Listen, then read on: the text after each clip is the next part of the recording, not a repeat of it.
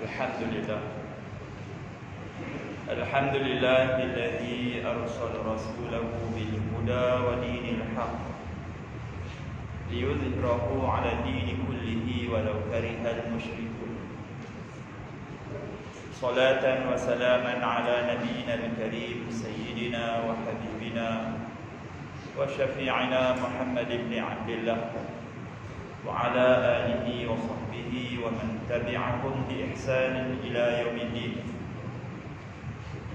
Subhanaka la 'ilma lana illa ma 'allamtana innaka antal 'alimul hakim. Wala hawla wala quwwata illa billahil 'aliyyil 'azim. Amma ba'd. Qala al-mu'allif rahimahullahu ta'ala wa nafa'ana bi'ulumihi wa barakatihi fid dharain. Ya alhamdulillah, tuan dan puan muslimin dan muslimat rahimahullah. Jadi semua dalam suasana PKPB ni. Jadi alhamdulillah, syukur kita dapat mengadakan kuliah juga.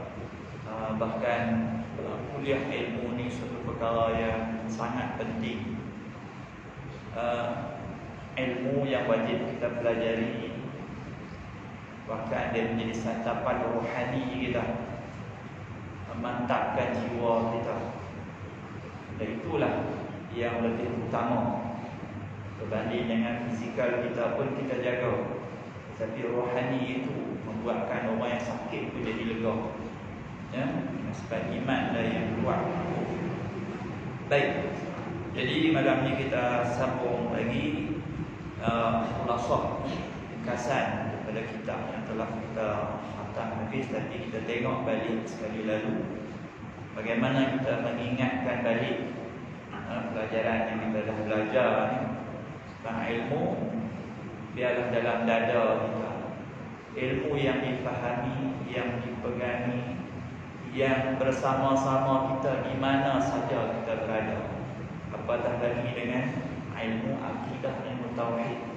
Kita nak mentauhidkan Allah Ta'ala sepanjang masa, dalam semua keadaan, ya? Jadi penting kena ada bersama kita. Kalau ilmu duduk dalam kitab, kita keluar, ilmu duduk dalam kitab. Tak, jadi apa, macam mana masalah tak faham. Jadi tak, selagi kita mampu berusaha untuk memahami, kenalah. Kita ada mengaji selalu ni pun duk ingat-ingat lupa, ingat-ingat lupa. Tapi tak apa, setidak-tidaknya kita ada hujah di depan Allah Subhanahu Wa Taala. Selagi kita hidup, niat kita akan menuntut ilmu sampai mati. Tak, rezeki faham tu ilmu, satu rezeki yang Allah Taala bagi. Kita tak ada, kita orang kata tak ada kitab. Kita tak ada, ibarat tak ada. Jadi nak bagi tu Allah.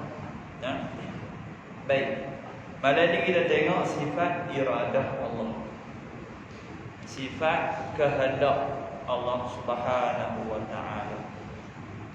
Baik, jadi kita kata iradah ni sifat kehendak. Baik, pengarang kitab ni daripada awal-awal disebut, bila sebut kehendak Allah Ta'ala punya kehendak, maka kita kena pastikan kita jangan terlintas dalam hati kita ini kehendak macam kita. Saya berkehendak macam ni, saya nak macam ni, macam ni. Apa maksudnya? Kita berhajat pada perkara itu, sedangkan Maha Suci Allah daripada kehendak dia kerana dia memerlukan kepada perkara tersebut. Dia nak ni kerana dia berhajat, dia memerlukan. Tak, Allah Ta'ala Maha Suci, dia tidak ada kekurangan pada dia. Kerana tu kalau Allah berkehendak, mana dia kekurangan kalau dia berkehendak pada benda yang dia buat itu, yang dia jadikan. Jadi kehendak ni makna kehendak yang mutlak, bebas. Allah Ta'ala tidak memerlukan kepada apa yang dia nak buat. Dia buat tu kerana atas kebesaran dia, keagungan dia, yang kita tak boleh nak persoalkan. Ya. Baik. Jadi Allah Ta'ala, kita kena faham apa juga yang berlaku di dalam alam ini. Semuanya tidak terlepas daripada kehendak Allah. Maksudnya satu perkara tu berlaku dengan kehendak Allah. Daripada sekecil-kecil sampai sebesar-besarnya. Daripada benda yang baik-baik dan benda yang buruk. Benda nikmat, benda macam-macam. Tengoklah apa yang ada dalam kehidupan kita ni, semuanya berlaku dengan kehendak Allah. Itu cara borongnya kita sebut gitu. Baik, dia kata masya Allahu kana wa ma lam yasha lam yakun. Masya Allahu kana, apa-apa yang Allah Ta'ala kehendak, kana nescaya ada. Pasti bila Allah nak, pasti berlaku. Pasti ada benda tu.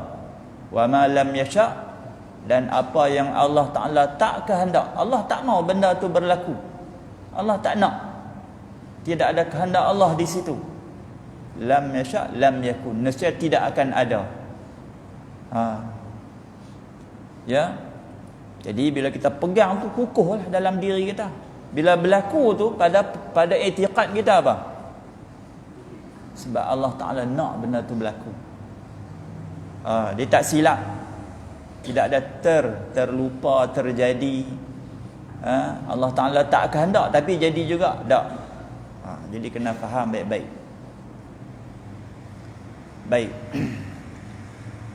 Kalau kita banding daripada satu sudut, dulu kehendak dengan kudrah Allah. Tiap-tiap satu perkara berlaku dengan kuasa Allah. Maka lazim dua benda dengan kehendak ni tidak bercerai, dia selari. Bila benda tu berlaku, maka di situ bersama-sama dengan kehendak Allah. Ya. Jadi apa bezanya? Kehendak itu takluk takhsis, maknanya Allah menentukan macam ni, macam ni, macam ni. Qudrah tu takluk taksir, takluk ijad wal i'dam, mengadakan dan meniadakan. Takluk yang memberi bekas bagi jadi, kan, ada wujud, itu qudrah. Tapi jadi itu dalam bentuk yang Allah Ta'ala kehendak. Bila, di mana, macam mana, panjang, besar mana, semua itu. Warna apa, macam mana, pandai ke tak pandai ke, cantik ke, hodoh ke, elok tak elok. Semua itu adalah takluk pada takhsis iradah Allah. Allah Ta'ala nak macam tu. Jadi dua tu selari, dia takkan bercanggah. Takkan ada Allah Ta'ala buat tapi dia tak kehendak. Tak ada. Begitu juga Allah tak kehendak. Kalau kita kata sebaliknya, Allah tak kehendak tapi jadi juga. Tak ada. Baik. Cumanya ada satu persoalan. Bila kita katakan semua yang berlaku dalam alam ni dengan kudrah dan iradah Allah. Jadi ada orang timbul persoalan, Allah Ta'ala maha kuasa, Allah maha penyayang, Allah maha adil. Lalu dia buat soal, dia kata, kalau Allah ni penyayang maha adil, kenapa Allah Ta'ala buat benda-benda yang ada benda-benda kejahatan di muka bumi ni? Ada orang buat jahat. Dan kalau kita kata dengan kehendak dan iradah Allah, macam mana? Kenapa Allah biar, Allah buat? Bahkan kalau lebih jauh lagi tentang iman dan kufur. Sebab dalam keyakinan kita, Allah juga yang menyatakan orang yang kufur, kafir ni, yang tidak beriman dengan Allah Ta'ala, Allah nak campak dia dalam api neraka. Bahkan kita kata dia akan berada di dalam neraka selama-lamanya. Maka disoal, kenapa Allah Ta'ala dah Allah kuasa, Allah punya kehendak yang semua kehendak dia lulus, kenapa Allah tak buat bagi dia jadi orang beriman? Ni soalan payah jawab. Ya. Baik. Jadi pertamanya, kalau kita fikir-fikirlah, kita sekarang berada di mana? Di dunia. Kita bukan ada di alam akhirat. Jadi alam dunia ni tempat ujian Allah Subhanahu Wa Taala. Dan memang dia begitu. Realitinya memang kita tengok macam-macam. Ada baik, ada jahat. Ya. Begitu juga kalau alam ni ada yang bencana-bencana, wabak sekarang ni. Kalau kata Allah nak bagi senang, tak usah buat wabak. Tak usah ada bencana. Semua manusia hidup aman, damai, senang, lenang. Boleh tak Allah Ta'ala buat? Boleh kan? Tapi kita faham itulah dunia, tempat ujian Allah Subhanahu Wa Ta'ala. Jadi kalau sebahagiannya barangkali kita faham, kita pun tengok manusia-manusia ni dia berubah-ubah, kadang-kadang kita faham walaupun hikmah awalnya kita tak nampak. Ada orang ni dibalakan macam-macam, susah, sakit. Rupanya dengan sakit tu Allah Ta'ala nak kafarah dosa dia, dan dengan sebab sakit dia berubah jadi baik. Kalau dulunya dia lalai dan sebagainya, kita nampak sakit tu baik untuk dia. Kan? Contoh orang jahat macam ada satu berita di barat, dia ketua Samsing, tetapi anak dia dibunuh. Dengan sebab anak dia dibunuh, dia fikir-fikir, hati dia berubah sampai dia dapat hidayat masuk Islam. Kita kata kejadian tu baik untuk dia, walaupun awalnya dia jahat. Tapi kalau ditanya sampai kenapa ada orang kafir mati dalam kafir, mati dalam kejahatan. Jadi benda ni kita saksikan berlaku tak? Berlaku. Maka kalau orang tanya kenapa Allah Ta'ala tak jadikan dia beriman, bagilah dia selamat supaya jangan masuk neraka.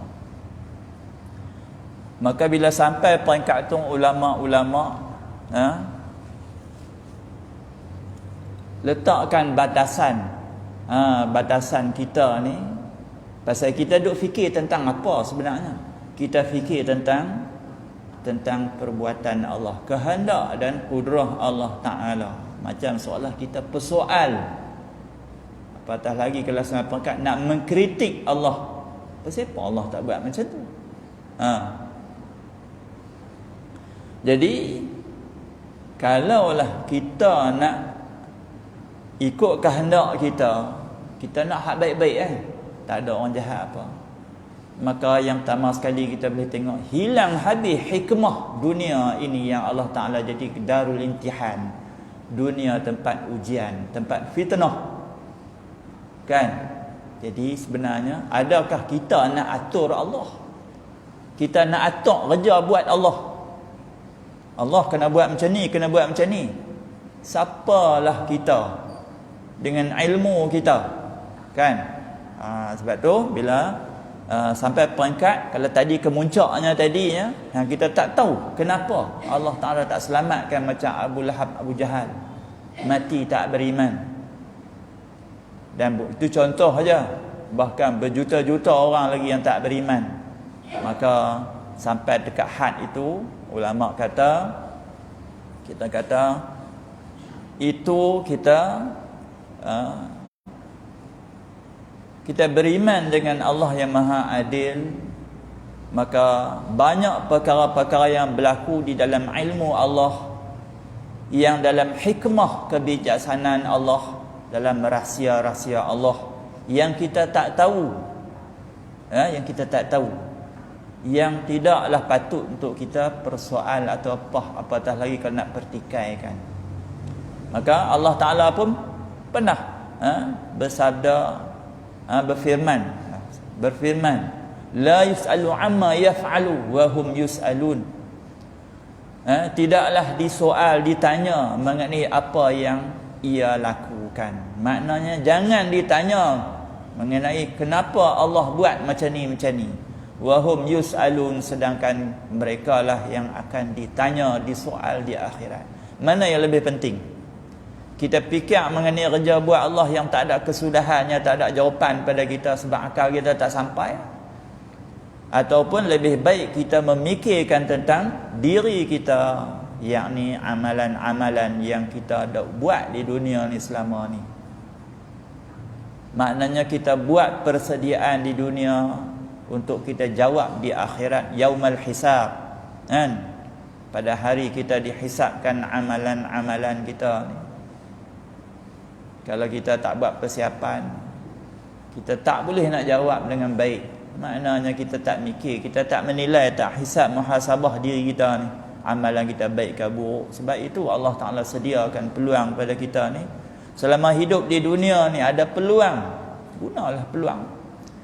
Kalau salah, bertaubat pada Allah Ta'ala, buat dosa, kuatkan balik azam hati kita, bertaubat pada Allah, menyesal, usaha tak mau ulang dah, perbaiki lagi amalan-amalan kita.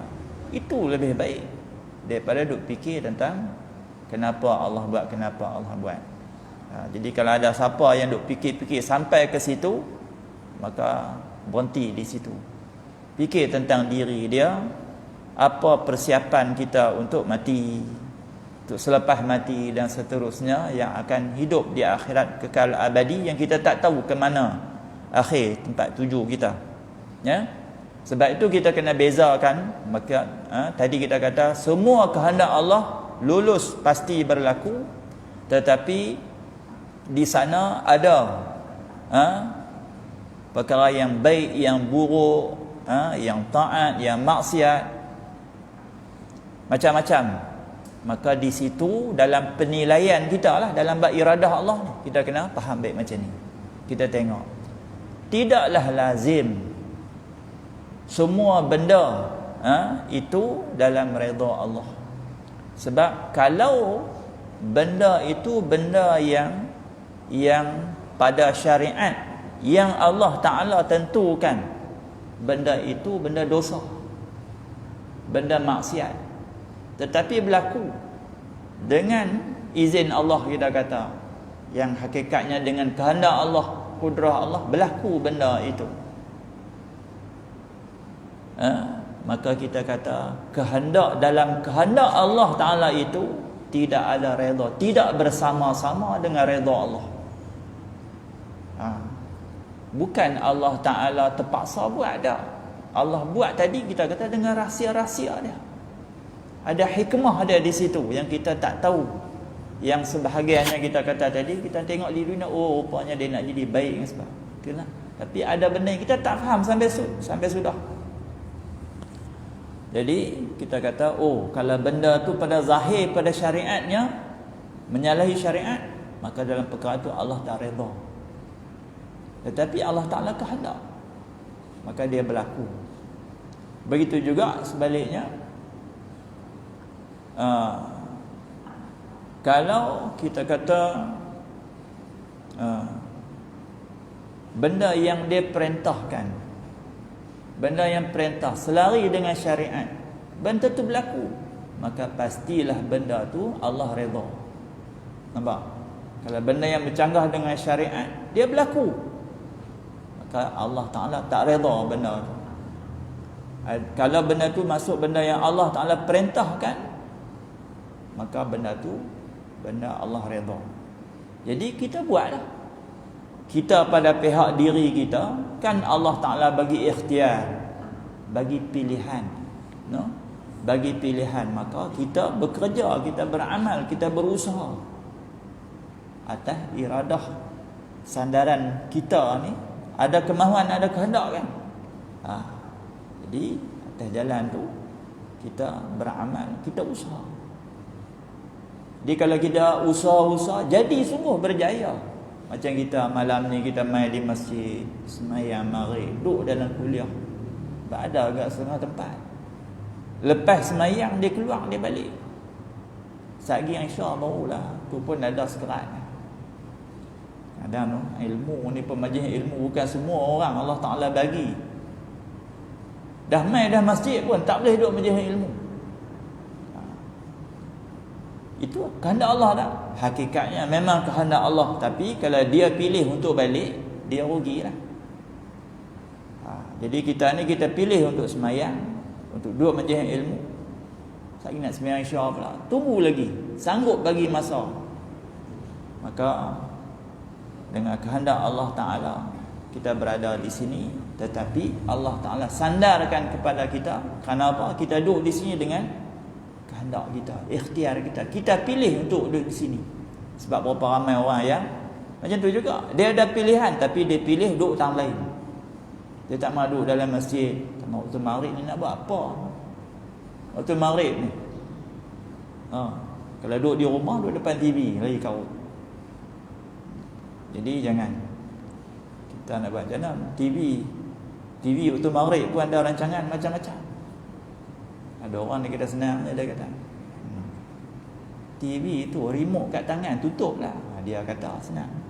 Tapi kalau duduk depan TV, duduk di rumah, payah juga. Main masjid senang. Tak? Jadi itulah, kita punya pertimbangan kita kena faham. Jangan jadi tanda tanya. Tak? Kita benar, kita Islam ni benar, kenapa kita ditindas, dizalimi? Kalau di Palestin tak menang-menang, tak boleh buat apa. Tak, kita kata kalau hakikatnya Allah Ta'ala tak bagi, tak sampai masa dia lagi. Bukan kerana Allah Ta'ala tak mampu nak tolong, tak, Allah biarkan dulu. Jadi kita nak buat macam mana, no? Itu kalau tadinya kita ni siapalah dalam ilmu ni. Baik tu kalau kita baca surah Al-Kahfi kan, qul law kana al-bahru midadan li kalimati rabbi lanafidal bahru qabla an tanfad kalimatu rabbi walau ji'na bimithlihi madada. Katakan olehmu ya Muhammad, kalau adalah lautan itu sebagai dakwat, nak menulis kalimat Tuhan, ilmu Allah, nasihat habis, lautan yang sebagai dakwat tadi ni, sebelum habis kalimat Allah Ta'ala, walaupun didatangkan seumpamanya berganda-ganda lagi. Itu pada tempat yang ni disebut kalau didatangkan 7 kali lautan pun tak habis kalimat Allah, tak habis ilmu Allah. Laut kita kalau pakai pen nak tulis pakai dakwat banyak mana kan, jenuh tulis dah. Ini dakwat tu, lautan tu sebagai dakwat. Ambillah kayu-kayu pokok apa semua di dunia ni, buat jadi pena, tulis, kalam, tak habis ilmu Allah. Jadi cukuplah kalau kita bayangkan begitu, kita nisbah dengan ilmu Allah, dia tak padan, no? Baik. Jadi tu ringkasnya lah, no?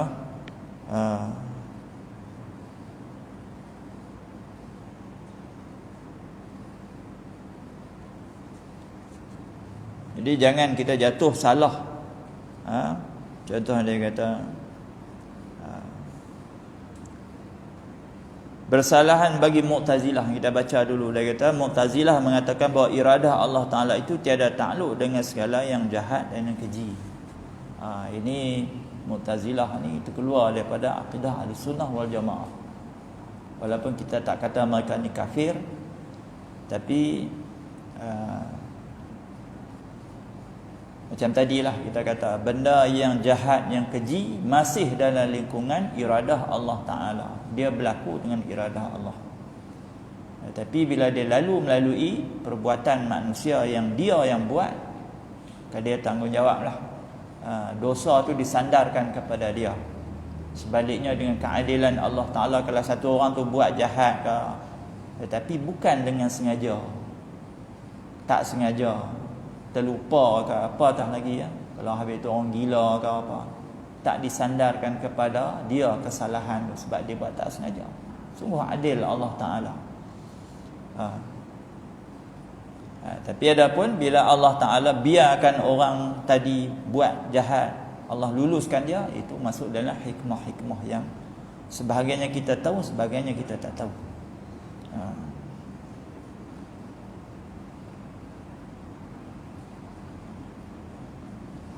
Begitu juga jangan pula kita berpegang dengan hakikat. Hakikat dia takut mana pun kita ni, walaupun kita ada kehendak, tetapi kehendak Allah Ta'ala itulah yang terjadi, dia kata. Betul, hakikatnya gitu. Sebab ada orang banyak yang kita nak buat tapi tak jadi. Begitu juga kalau orang yang dah dia jadi kaki dadah ke apa ke, dia kata aku nak buat macam mana.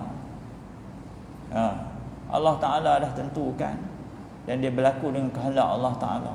Dia tunggu jadi gitu. Nak kata aku mana? Tak, kita kata kamu bercakap tentang hakikatnya memang begitu, tetapi syariatnya Allah Ta'ala perintahkan kepada kita. Itu kalau orang pegang hakikat saja tanpa syariat, dia jadi zindik.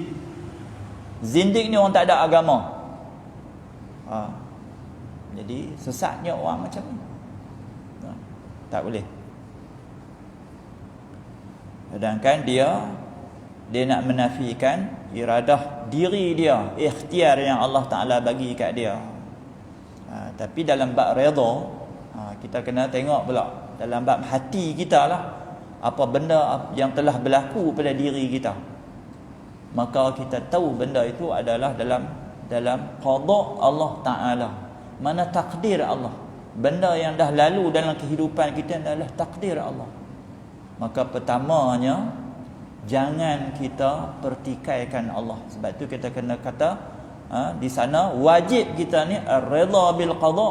Kita redha, kita terima apa yang Allah Ta'ala dah tentukan takdir. Apa yang telah lalu ni pada Allah.